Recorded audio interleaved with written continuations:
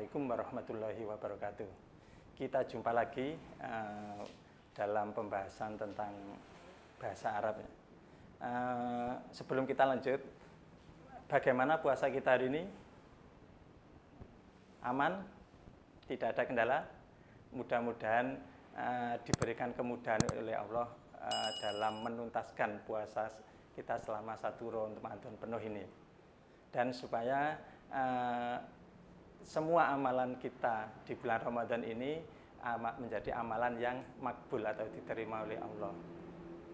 Dalam rangka mengisi Ramadan juga, dan insya Allah menjadi amal yang bernilai ibadah yang sangat penting juga adalah ya kita mempelajari salah satu khasanah dalam Islam, yaitu bahasa Arab. Baik, kemarin kita sudah bahas atau tentang gambaran global yang kita bahas dalam bahasa Arab itu, yaitu ada 2 alat yang harus kita kuasai, yaitu ilmu shorof dan yang kedua adalah ilmu nahwu. Nah, 2 alat ini nanti setelah kita kuasai, kemudian kita gunakan untuk membaca literatur Arab. Yang kita bahas lebih awal kayaknya kita bahas shorof dulu ya. Nanti setelah shorof secara global selesai, kemudian kita masuk ke nahwu. Kemarin masih ingat ya, yang menjadi ranah dari ilmu shorof dan juga ranah dari ilmu nahwu, 2 alat yaitu ilmu nahwu dan shorof.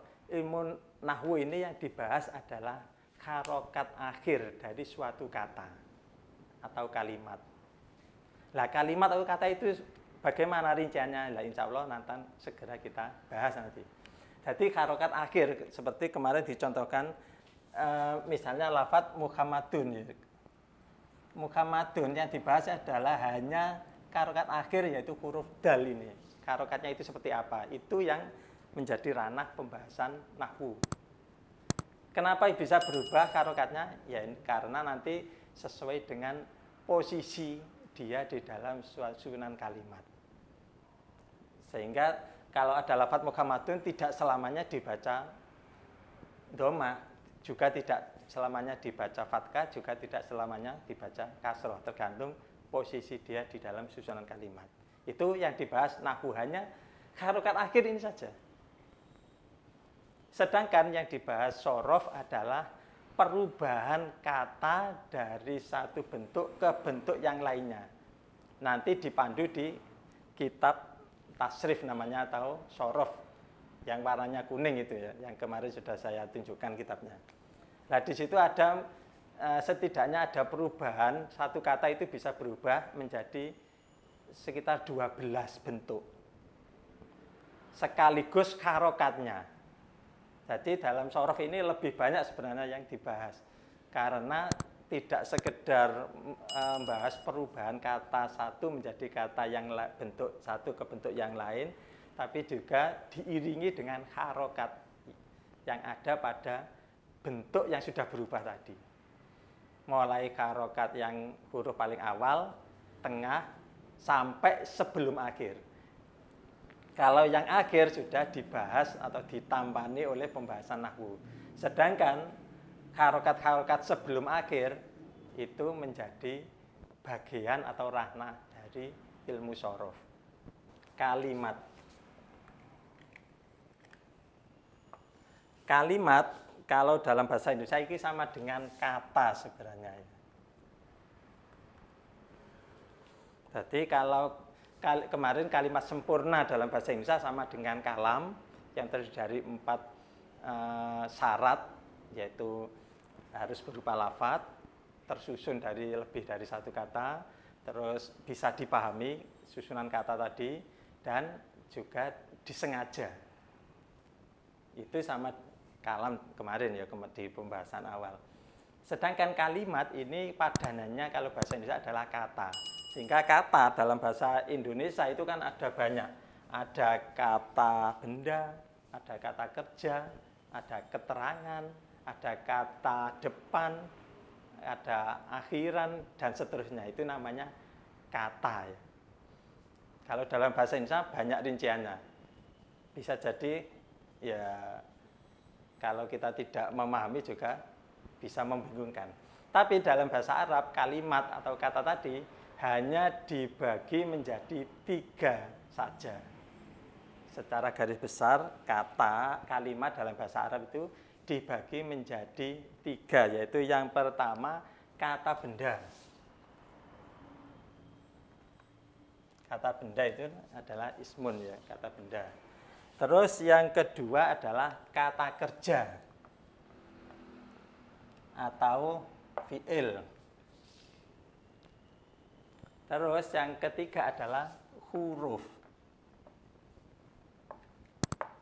Huruf tapi yang punya makna, tidak sekedar huruf hijaiyah, tapi yang punya makna. Meskipun hanya satu kata, tapi punya makna maka disebut huruf dalam atau yang dibahas dalam nahwu nantinya ya. Ismun atau kata benda itu apa contohnya? Misalnya ada kata buku.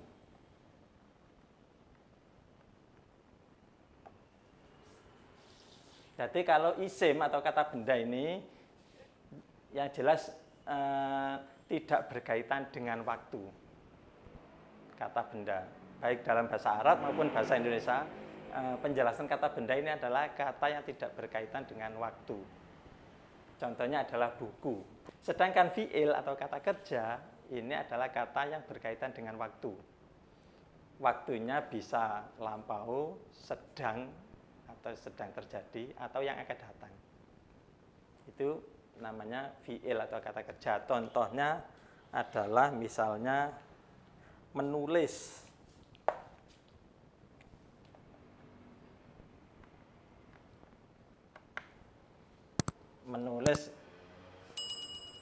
Menulis ini kan mesti dia menulis itu ada waktu pelaksanaannya.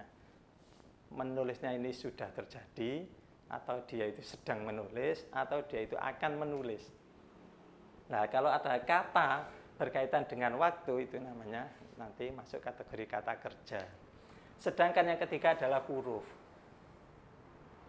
Huruf ini adalah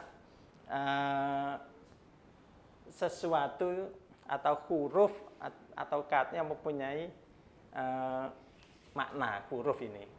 Huruf kalau bahasa Indonesia kan ya huruf, ada A, B, C, D, E, F, G, itu namanya huruf. Kalau bahasa Arab juga sama, huruf itu diawali oleh alif, ba, ta, sa, jim, ha, kha, dan seterusnya. Lah, apakah semua huruf hijaiyah itu masuk kategori huruf yang dibahas di dalam bahasa Arab tadi?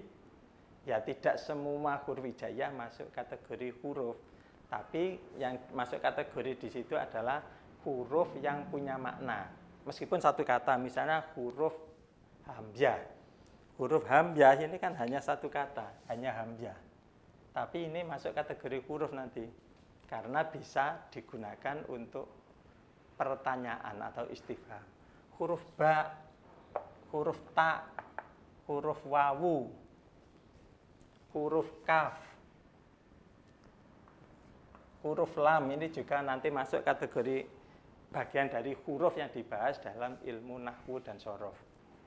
Di samping itu juga nanti huruf ada rinciannya, ada huruf jar, ada huruf macam-macam lah, nanti kita bahas lebih rinci. Baik, sebelum kita bahas rinci satu persatu, insya Allah pembahasan selanjutnya kita lanjut ke sesi berikutnya. Sebelum masuk ke sesi berikutnya, jangan lupa like and share di channel ini. Dan untuk sesi kali ini kita akhiri dulu dengan doa penutup majelis.